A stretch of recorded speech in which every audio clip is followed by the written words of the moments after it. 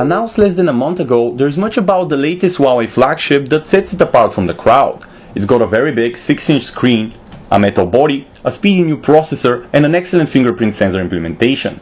If that wasn't enough, the company has also endowed the Mate7 with a 13-megapixel camera and a massive 4100 mAh battery, all fitted within a slender 7.9mm profile. But can the Mate7 compare with what the competition has to offer? This is Chris with Phone Arena, let's find out. Based on looks alone, the Huawei Ascent Mate7 is an easy sell.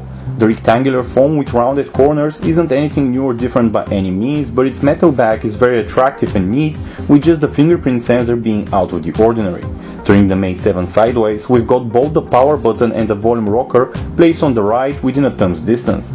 The two are also made out of metal and provide great tactile feedback and travel time. So what about ergonomics? Obviously this is a pretty big device by most standards, though there are a few things to keep in mind. First and foremost, thanks to its extremely thin bezels, the Ascent Mate7 is among the most compact 6 inches on the planet, and it's actually not much larger than the 5.7-inch Samsung Galaxy Note 4 and almost on par with the new 5.5-inch iPhone 6 Plus. However, don't misunderstand this to mean that you can comfortably operate this phablet with just one hand, but any savings in dimensions when talking such big devices are definitely welcome. As touched on already, the Ascent Mate7 has a pretty massive 6-inch display. The IPS panel has a pixel resolution of 1080 by 1920, good for almost 370 pixels per inch. Obviously, this isn't a record-setting pixel density, but the image is still very crisp. The maximum brightness the screen on the Mate7 can achieve peaks at a little over 418 nits, which is good and in our experience provided a very adequate viewing experience outdoors. The screen also has a good color temperature of 7100 Kelvins, meaning that it's only slightly colder looking than it should. As for the color accuracy of the display, Huawei has done a very good job as the average color error is low enough and hues on the whole trail their target values fairly closely with the exception of magenta. As for the rest, we're looking at small deviations that either push a color's specific intensity over or under the ideal saturation threshold. Last but not least, Gamma, a 225, is excellent. Huawei's latest update to its Android 4.4 KitKat based Emotion UI sure is a looker. Perhaps the first thing you're bound to notice is that the company has already made the transition to the new Android L software navigation buttons.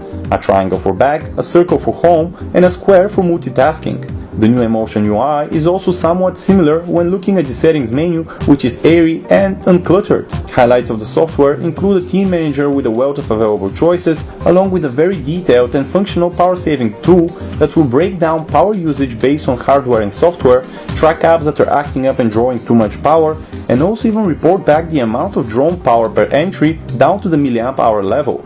And if you somehow still run out of power, the Mate7 will offer its ultra power saving mode, which turns the device into a feature phone with a black and white UI. There's also a dedicated one-handed mode accessible through the quick settings in the notification bar. We wish Huawei spent more time on this one, however, as the UI size under the special mode does not change and, instead, only the software navigation keys are pushed to either the left or the right, and some elements like dial or keypad are also moved to your preferred side. But the most standout feature of the Mate7 is obviously the fingerprint scanner on its back. Without a doubt, this is the best solution currently on the market, overshadowing even the Touch ID sensor on the Apple iPhone 5s. Like Apple's solution, we're looking at touch type identification, but here we're talking about even lower response times and great accuracy. What makes the scanner even better is the fact that you don't need to first wake up the device. It will work even from a locked state. Last but not least, the sensor's placement at the back just under the camera is well thought out as it's where your index finger naturally looks for support. Tactile feedback is also excellent as the square cutout is recessed into the body of the Mate7, making it easy to locate even early on when you're still learning to work with it. One of the big surprises with the Mate7 is Huawei's homegrown high-silicon Kirin 925 system on chip.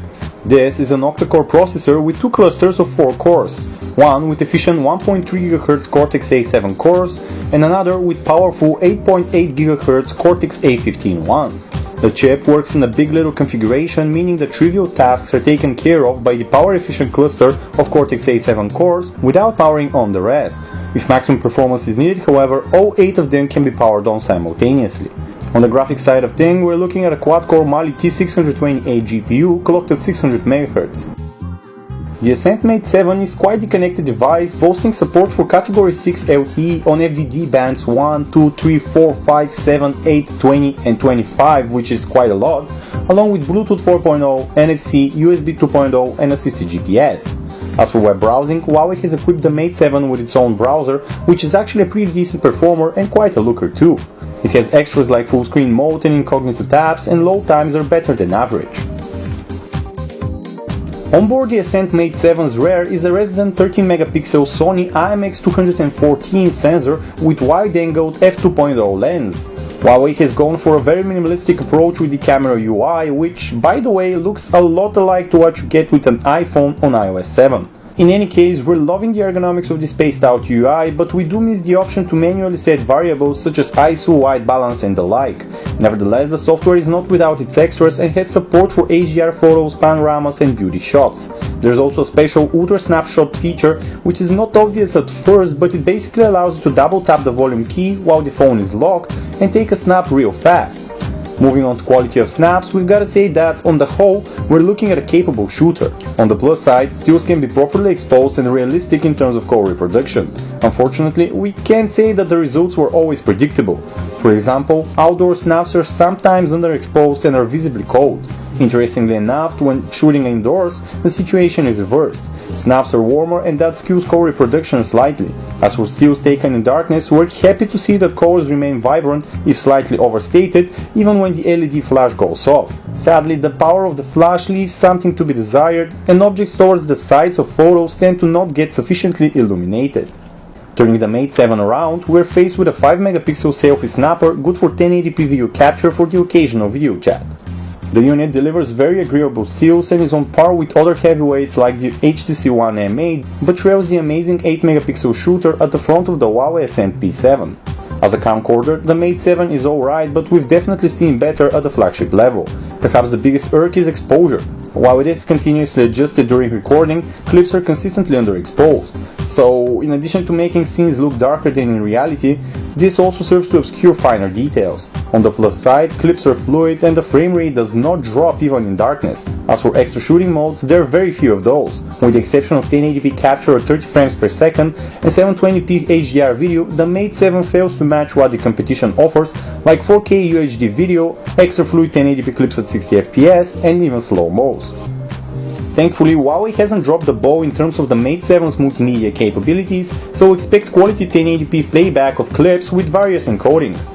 In terms of audio reproduction, you won't find the Mate7 speaker placed on the back lacking in loudness, but we can't say clarity is excellent. Unfortunately, the placement of the speaker is problematic and laying the device down will muffle the sound coming out of it.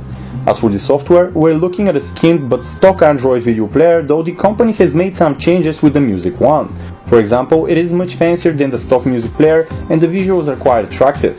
But when it comes to functionality, the Mate7 doesn't really bring much to the table, with perhaps the exception of lyric support.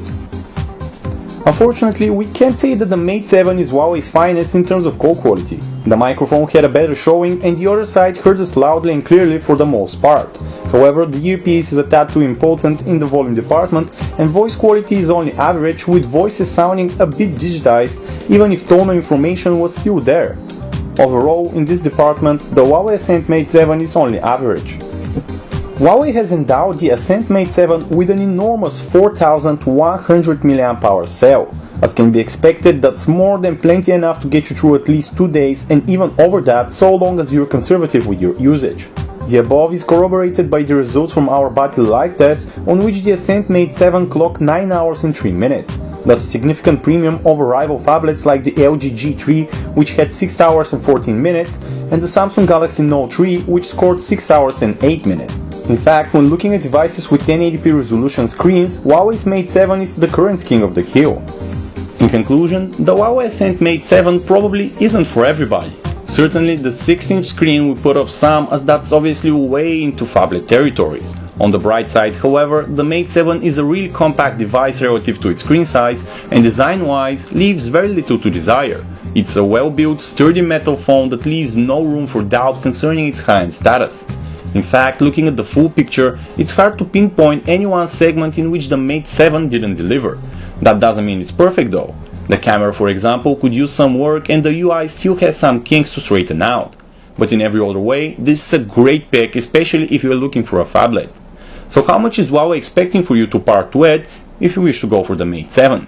To start off, the number is €499 for the 16GB version with 2GB of RAM and €599 for the 32GB model with 3GB of RAM.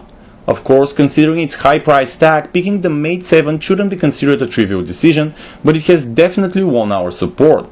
This honestly is a great piece of tech, so the only question that remains is whether that's enough to make up for the company's weak brand image in the West.